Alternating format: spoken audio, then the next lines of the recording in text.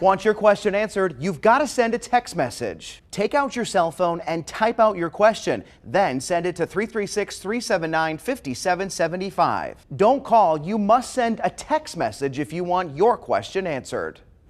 All right, and the questions that we're talking about today are all about the stimulus. Mark Hensley with AARP North Carolina Region is here to help us answer all of those questions.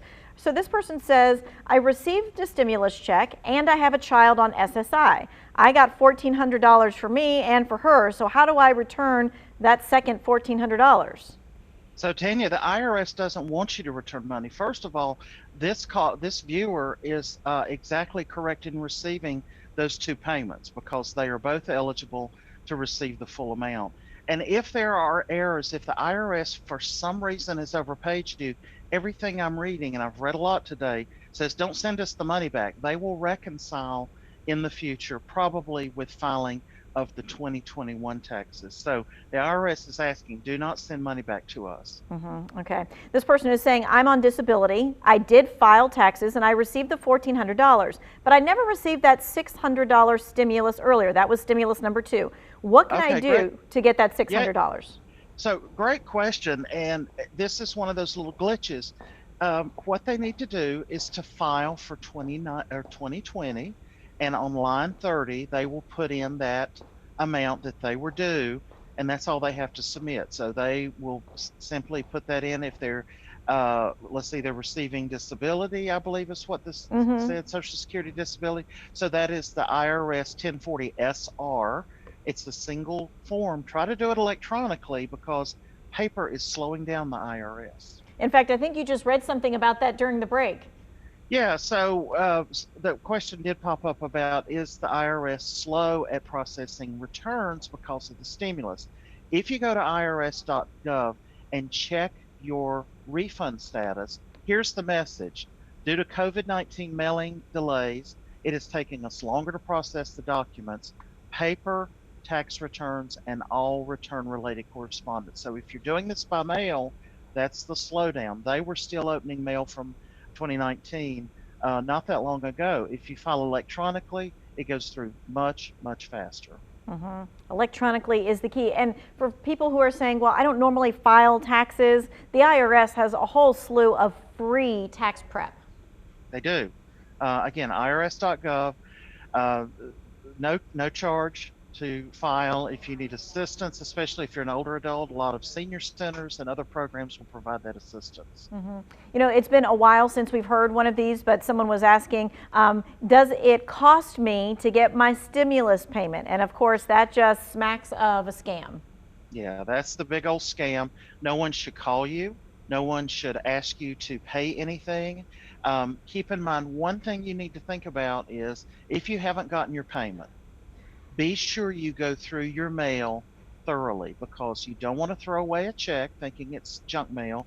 And also they are issuing those debit cards, the white and blue debit cards. People have thrown them away thinking that they were some kind of a scam offer.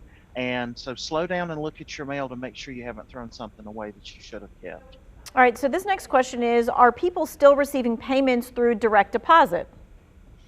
That's a good question. It seems that it has switched over to checks. However, because of these pay-ups that are coming in batches, I think it depends on the information that the IRS has for you. So if you're getting that smaller amount or they're reconciling, again, if the IRS has your direct deposit information on file, that is the fastest route to get the money to you.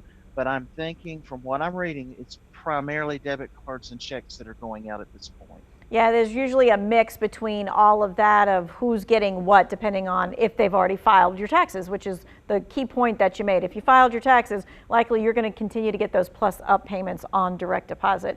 So this next person says, what kind of extra payouts are families going to get with dependents this year?